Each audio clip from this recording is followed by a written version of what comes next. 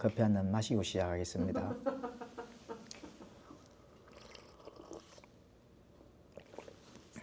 내가 질문을 해볼까? 질문? 그러니까 아니 이제 이걸 끝나고 나서 질문. 유아 세례에 대해서 전에 다녔던 교회는 유아 세례를 줬는데 킹제임스 흥정력 진영에 오니까 유아 세례를 안 주더라고요. 이유가 뭘까요? 이렇게 할까?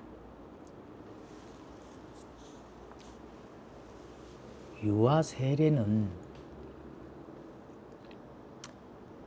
우리가 사도행전에 나오잖아요. 믿음의 고백이 되는 사람만 하나님의 말씀을 고백하고, 그리고 또 믿고 또 구원을 받은 자가 침례를 받는 거라는 거죠. 침례. 예, 우리는 지금 침례교니까 침례에 대한 부분인데, 이 세례를 주는 것 자체도 안 맞죠. 세례는 머리에 물을 뿌리는 거고, 침례는 이제 물에 잠겨서 내 육체가 완전히 죽음을 맛보는 그 상징성이 있는 게 침례이기 때문에, 믿음의 고백이 없는 유아들은 세례를 받았는 것만으로 해서 구원을 받았다 하는 것으로 착각을 하기 때문에 그거는 아주 안 좋은 의식이고 성경에 나와 있지 않은 의식이다. 자, 이 유아 세례는 어디에서 출발을 했느냐? 가톨릭에서부터 출발했습니다. 결국은 그 유아가, 세례 받는 유아가 구원을 받는 것을 막는 그 마귀의 작전 행위다. 자, 이 성경에 나타나는 것은 침례가 맞습니다. 세례가 맞지 않고, 침례와 세례는 달라요. 세례는 머리에 물을 뿌리는 거지만 침례는 물속에 잠기는 겁니다. 그 사람이 육체가 완전하게 물에 잠겨서 예수님과 함께 죽었다가 묻혔다가 또 예수님과 함께 부활한다는 그런 이 물침례라도 그 매우 중요한 상징성이 있습니다. 세례는 그런 상징성을 완전히 사람들한테 그 인지를 심어줄 수가 없는 교회의 그 행위적 의식이란 말입니다. 그래서 신약교회에 시행된 것은 두 가지 의식입니다. 그 두 가지 의식이 뭐냐 하면은 침례와 주의 만찬이거든요. 침례와 주의 만찬. 그러면은 그 두 가지 의식이 바른 신약교회의 의식인데, 그러면은 그 의식이 유아 세례라든지 다른 거는 그러면은 성경에 나오느냐? 성경이 안 나옵니다. 그래서 오직 신약교회에서 성경에서 명령한 의식은 두 가지밖에 없다는 겁니다. 그리고 침례와 주의 만찬이죠. 그래서 이 개신교와 가톨릭 교회에서 시행되고 있는 세례 의식은 교회 역사 속에서 변형된 약식 의식의 유물입니다. 유물. 약식으로 이렇게 의식한 그런 유물이기 때문에 그런 것들은 바른 신약교회의 성도들은 받아들이질 않았죠. 예수님께서 침례 요한에게 침례를 받으신 후에 공식적으로 공생애를 시작하셨습니다. 마태복음 3장 16절에 나오잖아요. 그죠? 그래서 예수님께서 최후 명령 속에서도 침례를 주라는 명령을 하셨다는 것입니다. 침례를 주라는 그런 명령을 하시고 난 다음에 이제 예수님도 직접 침례를 받았잖아요. 침례자 요한에 의해 가지고. 그래서 마태복음 28장 19절에 가보시면은, 그러므로 너희는 가서 모든 민족들을 가르치고 아버지와 아들과 성령의 이름으로 그들에게 침례를 주며 초대교회의 교인이 되는 첫 번째 조건은 신앙 고백과 함께 그리스도와 연합의 의미로 침례가 요구되었다는 것입니다. 그렇죠. 그래서 사도행전 2장 41절에 가보시면은, 그때에 그의 말을 기쁘게 받아들인 자들이 침례를 받으며 바로 그날에 3,000혼가량이 그들에게 더해지더라. 침례가 맞느냐? 침례가 맞습니다. 침례가. 예, 그 침례의 정확한 뜻을 한번 우리가 잠깐 생각을 해 보겠습니다. 그 침례의 정확한 뜻은 그리스도와 함께 죽고 장사되었다가 함께 다시 사는 그리스도와의 연합입니다. 로마서 6장 3절에서 8절에 그렇게 이제 기록이 되어 있죠. 그래서 침례 의식과 모형의 이 정신은 육체의 더러운 것을 제거하는 것이 아니라 선한 양심이 하나님을 향해서 응답하는 겁니다. 베드로전서 3장 21절에 보면 그렇게 기록이 되어 있죠. 그러니까 선한 양심이 하나님을 향하여 응답을 하는 거니까 그러면은 어떻게 된 거죠? 선한 양심이 이미 아마 발동이 돼서 구원을 받은 자라는 거죠. 그래서 구원을 받은 자가 하나님을 향해서 순종을 하는 겁니다. 예수님과 함께 죽으시고 묻히시고 부활한다 하는 그런 사전의 믿음의 그 고백이 있는 이후에 그 양심이 하나님 앞에서 순종하는 것을 이제 보여주는 거죠. 그리고 8장 37절이 굉장히 중요합니다. 개역성경은 삭제가 되어 있습니다. 빌립이 이디오피아 내시에게 신앙을 고백한 이후에 그 침례를 즉시로 받잖아요. 사도행전 8장 37절은 우리 킹제임 흠정역 성경에는 기록이 되어 있는데 불행하게도 개역 성경이나 개역 개정이나 이런 현대 역본들은 삭제가 되어 있습니다. 그렇죠. 그래서 바른 성경, 바른 진리, 바른 교리를 내가 얻으려면은 바른 성경이 필요하다 이렇게 이제 알 수가 있습니다. 사도 시대 이후 교부 시대에서 많은 교부들이 잘못된 길로 인도했는 결과입니다. 바로 그것이 그 첫 번째가 이그나티우스가 이제 AD 30년에서 110년 정도 살았는 교부인데 이 최초로 카톨릭 교회라는 명칭을 사용한 사람입니다. 안디옥 교회 감독이죠. 이 안디옥 교회의 감독을 하면서 이 교부는 로마 그 대형 극장에서 맹수의 밥으로 순교를 당한 그런 교부입니다. 그래서 안디옥에서 압송되어 로마까지 간 후에 순교 직전에 써보낸 7통의 편지가 아직 지금까지도 전해져 내려옵니다. 그래서 그 편지 속에는 당시 기독교인을 잡아 죽이는 그런 핍박이 두려워 기독교와의 관계를 두려워하는 자들에게 그런 자들에게 이렇게 격려차 편지를 보냈다고 합니다. 그래서 그 내용 중에는 이제 침례라는 그런 어휘를 사용하고 또 그 침례를 죄를 씻어내는 거룩한 효력을 지니고 있다. 이렇게 이제 주장을 했는데 그때는 그런 것에 어떤 이 교리들이나 하나님의 말씀의 진리에서 입각해서 교리들이 세워져 나가는 단계에 있기 때문에 아무래도 성경에서 나타나는 것에 정확한 이 진리들을 세워지지를 못했다 이렇게 볼 수도 있습니다. 또 이 이그나티우스는 주의 만찬은 죽을 사람의 독을 해독해주는 효과가 있다 이런 것으로 그릇된 길을 이제 열어줬습니다.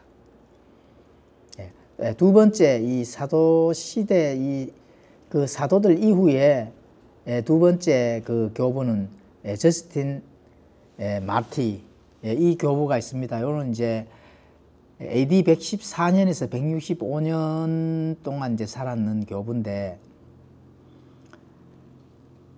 이 황제 때 순교를 당하죠. 이 저스틴이 쓴 세 종류의 정서가 지금까지도 전해져 내려옵니다.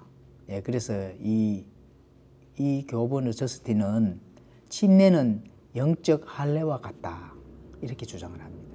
그 할례와 침례의 유사성을 이렇게 전했는데 이 저스틴 마틴은 또 독신 생활로 아주 모범을 보냈답니다.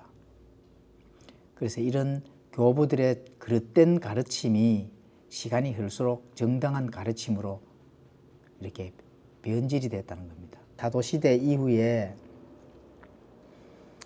많이 오염을 시킨 그 교부가 있습니다. 바로 오리겐입니다. AD 185년에서 254년에까지 살았는 알렉산드리아 출신 교부인데, 이 자는 성경을 변개를 한 그런 성경 변개자입니다. 그래서 성경을 우화나 상징이나 비유 이런 등으로 해석을 해서 지금까지도 그런 영적 해석이 이 오리겐에 의해서 지금까지 내려오는 거거든요. 사후에 불에 의해 깨끗하게 된다, 천국으로 성급해 올라간다, 뭐 이런 사후 연단장 이론 이런 걸 주장하고, 또 가톨릭 교회 연옥소를 또 만드는데 또 기초의 틀을 해준 자죠. 자, 그 다음에 터툴리안이 있습니다. 터툴리안은 AD 150년에서 220년 이 기독교 변증가인데, 이 변증의 책들과 교리에 관한 저술을 많이 남겼습니다. 그래서 삼위일체라는 용어와 이 구약 신약이라는 용어를 이제 터툴리안에 의해서 만들어졌습니다. 자, 그래서 이 자는 또 침례에 대해서 어떻게 남겼느냐, 침례를 받으면 거듭난다는 침례 중생론을 주장합니다. 베티즘을 리제너레이션, 이걸 이제 주장했다는 겁니다. 이처럼 그래서 이 사도 이후의 제2의 지도자들인 이 교부들이 잘못된 그런 가르침을 통해서 순수한 신약교회의 철학과 그 변증이 첨가된 그런 교회들이 나타나도록 만들어버렸다는 겁니다. 그래서 이런 가르침에 의해서 신앙 고백에 근거한 그런 성인 침례가 이제 유아 세례까지 바뀌어버리는 그런 신앙의 그 의식이 지금까지도 지금 남겨져 있어서 그런 행위를 하고 있는 거죠. 자, 이 유아 세례는 그러면 언제부터 시작했느냐? 6세기 정도에서부터 시작했습니다. 콘스탄틴 황제가 침례를 미루다가 결국 임종 세례로 죽는 그때가 336년이거든요. 황제가 침례를 이렇게 미루다가 결국 임종 세례로 죽는 것을 그때 이제 세례를 받고 본인이 구원을 받은 것으로 이렇게 그 의식을 행했다 합니다. 그래서 그게 이제 황제만 뿐만이 아니라 그때 많은 유아들이 전염병으로 죽어가는 그런 유아들에게 침례 중생론에 근거해서 죄를 씻고 천국을 가게 하는 그런 구제 차원에서 유아 세례가 그 의식을 행했다 합니다. 그래서 유아 세례가 성인 세례로 바뀐 것은 바로 가톨릭 교회에서부터 시작되었다는 겁니다. 콘스탄틴 황제 이후에 유아들이 전염병으로 죽어가는 유아들에게 이제 침례 중생론에 근거해서 죄를 씻고 천국에 가게 하는 구제 차원에서 유아 세례를 이제 통용했는데, 그 유아 세례가 성인 세례로 바뀌는 경우에 그때가 이제 가톨릭 교회에서 시작되었다는 겁니다. 그래서 가톨릭 교회에서는 영세를 통해 구원이 가능하다는 세례 중생론을 믿고 있는 거죠. 가톨릭 교회에서부터 그게 출발이 되는 겁니다. 그걸 통해서 개신교들은 가톨릭이 제정한 그런 세례 의식을 시행하고 지금까지도 있는 거죠. 그래서 가톨릭 교회에서는 주교가 축복한 거룩한 성수는 죄인의 죄를 이제 그 씻어주는 효력이 있다, 이렇게 믿는 겁니다. 그래서 개신교는 세례식에서 목사가 수세자에게 물을 뿌리면 죄가 해결되고 하늘나라 백성으로 뭐 또 이렇게 생명책에 기록이 된다, 이렇게 믿는 겁니다. 침례든 세례든 의식으로는 죄를 씻을 수도 없고 또 죄를 변화시킬 수도 없습니다. 유아 세례도 반대를 한 그런 논쟁의 시기가 있었거든요. 그 논쟁은 500년 전 스위스 찌리히에서 재침례 교도들과 이제 쯔빙끌리 간의 그 유아 세례에 관한 논쟁이 있었습니다. 그 쯔빙끌리 주장은 구약 시대 어린 유아들은 난지 8일 된 유아들은 할례를 베풀었기 때문에 신약의 유아들에게 할례와 유사한 유아 세례가 가능하다고 이렇게 주장을 했습니다. 근데 이제 재침례 교도들의 주장은 구약의 할례는 택한 백성이라는 언약의 증표로 시행되었다. 이렇게 이제 또 거기에 대한 반박을 하죠. 그렇죠. 구약의 할례가 택한 백성이라는 그 언약의 증표지, 그 난지 8일 만에 그 할례를 베푸는 것이 이제 이 신약의 그 이 유아 세례와는 아무런 관련이 없는 거죠. 지금도 개신교의 그서의 그 이 교리는 유아들 세례는 그 근거가 구약의 난지 8일 되는 유아에게 할례를 베푸는 그 근거로 세례와 연결을 짓습니다. 그거는 굉장히 잘못된 교리라고 볼 수가 있습니다. 그래서 이제 그 구약의 할례와 신약의 침례는 전혀 유사성이 없습니다. 구약의 할례는 남자들에게만 또 실시했는데 신약의 침례도 남자에게만 실시해야 됩니까? 아니죠. 그래서 쯔빙끌리의 주장은 맞지 않는다. 예수님과 사도들이나 그 누구도 어린 유아에게 침례를 준 일이 없다는 것이 바로 재침례 교도들의 이제 의견이죠. 그래서 또 쯔빙끌리는 고린전서 7장 14절을 근거로 해서 이제 부모들은 자녀들을 거룩하게 해야 하는 의무가 있다. 그러므로 이 일찍 유아 세례를 줌으로써 거룩해질 수 있다. 이렇게 또 근거를 가지고 옵니다. 그런데 재침례교도는 어떻게 해요? 디모데후서 3장 16절에 주의 교리와 바로잡음으로 가능한 일이다. 그건 맞는 말이죠.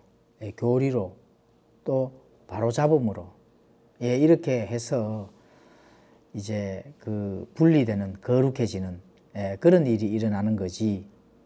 유아 세례를 통해서 거룩해진다. 이런 거는 성경에도 없는 그런 사람들의 전통이라고 볼 수가 있죠. 자, 쯔빙끌리는 또 이렇게 합니다. 예수님께서 어린 아이들을 축복하셨으므로 유아들에게 세례를 주면 더 축복된다. 이렇게 얘기합니다. 근데 재침례 교도들은 예수님께서 축복을 하셨다면 그보다 더 큰 축복이 있을 수 없다. 제 아무리 훌륭한 이가 어린아이를 축복한다 해도 예수님의 축복보다 더 큰 축복이 될 수 없다. 이렇게 이제 또 쯔빙끌리에게 이 반박을 하는 겁니다. 그것도 그거 맞는 말이죠. 세례를 주면 더 축복을 받는가? 그 고민을 해봐야 되는 겁니다. 머리에 물 뿌리는 것이 뭐 축복을 줄 일이 있습니까? 없잖아요. 그래서 거듭남이 없는 종교적 신자에게 중생한 것처럼 거짓 약속을 주고 유아 세례를 받고 후에 또 입교 문답을 함으로써 교회 회원이 되게 하는 것은 성경적인 근거가 전혀 없는 사람들의 전통이라는 겁니다. 그래서 유아 세례는 성경과 맞지 않는 그냥 멀리 던져버려야 될 그런 의식입니다. 하나의 의식, 전통 의식. 그리고